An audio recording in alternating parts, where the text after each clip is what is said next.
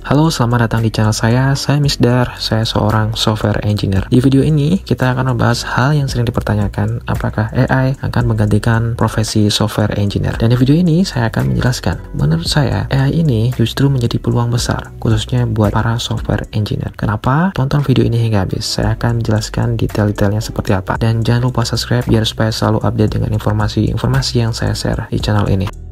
Dulu saya itu menganggap bahwa AI ini mungkin agak mustahil kalau untuk menggantikan profesi software engineer ini atau programmer, karena programming ini sulit. Programming itu nggak cuma soal CRUD, create, read, update, delete, terus aplikasinya jadi. Bukan seperti itu, lebih kompleks dan nggak cukup kalau cuma bisa HTML, CSS, JavaScript terus kerja di perusahaan. Skill yang dibutuhkan itu benar-benar kompleks. Dan menurut saya AI ini mungkin agak lama untuk kemampuannya bisa sama dengan posisi software engineer. Tapi ternyata prediksi saya itu salah. AI sekarang itu berkembangnya sangat cepat, dan sekarang itu kemampuannya itu mungkin sudah hampir mendekati kemampuan software engineer, khususnya di level junior. Dan ini adalah hal yang harus kalian tahu. Sekarang ini beberapa perusahaan itu sudah melakukan namanya efisiensi, dan kalau kalian lihat di portal job sekarang ini itu lebih banyak perusahaan yang lebih memilih meng-hire senior developer dibandingkan junior. Kenapa? Karena sekarang itu perusahaan lebih suka orang yang lebih general, jadi kayak bisa mobile, bisa front end, bisa back end, DevOps, kalau bisa semuanya dia yang handle. Dan sekalipun ada posisi junior, itu pengalaman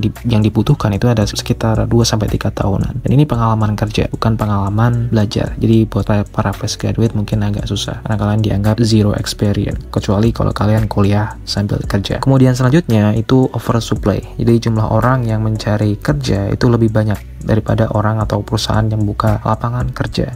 Karena ini pengalaman saya. Jadi beberapa tahun yang lalu, sekitar mungkin tahun 2002 kalau nggak salah, waktu itu saya disuruh untuk mencari satu orang untuk posisi UI UX dan satu orang untuk posisi mobile developer. Waktu itu saya coba upload job lowongan pekerjaan di grup Facebook, dan 1 minggu kemudian saya cek email saya, itu jumlahnya itu ada ratusan yang sudah masuk. Jadi bayangkan untuk posisi 1-2 orang itu saingannya ada ratusan orang. Dan ini beberapa tahun yang lalu, sebelum AI secanggih sekarang ini. Dan itu adalah fakta yang terjadi saat ini. Sekarang saya akan jelaskan peluangnya. Apa peluangnya dari adanya AI ini, khususnya untuk teman-teman para software engineer. Jadi, baru-baru ini ada beberapa teman saya itu minta diajarin ngoding. Dan mereka ini itu backgroundnya entrepreneur. Dia mau ngapain? Dia mau bikin startup. Jadi di sini mereka itu melihat peluang. Kenapa? Karena kalau kita balik lagi beberapa tahun yang lalu, orang kalau bikin startup itu modalnya puluhan juta atau mungkin bisa sampai ratusan. Kita harus meng-hire orang UI UX, ada mobile developer, ada front end untuk web, ada untuk back end, ada orang yang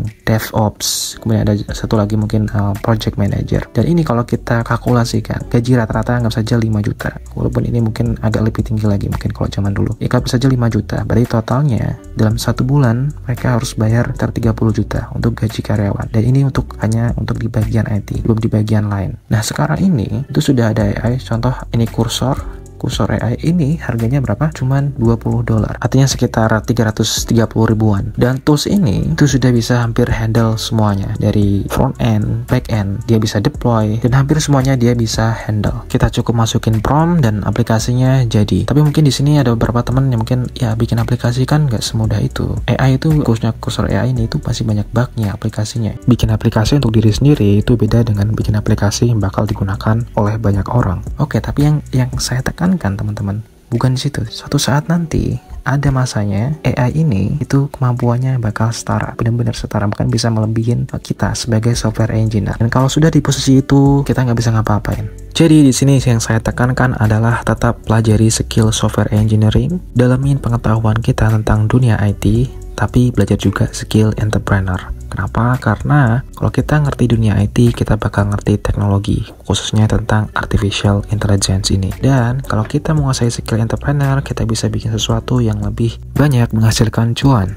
Dan ini fakta yang harus kalian tahu teman-teman. Jadi 70-75% orang kaya di dunia itu dari entrepreneur, sementara 0% itu dari employee. Nah, di masa depan, mungkin bukan di masa depan ya, mungkin sekarang orang sudah bisa menjalankan perusahaan hanya dengan satu orang. Jadi sisanya karyawannya AI. Jadi nanti ada departemen-departemen khusus kayak departemen IT, ada departemen HR, ada departemen bagian marketing dan lain-lain. Dan mereka ini itu diisi oleh AI yang namanya AI agent.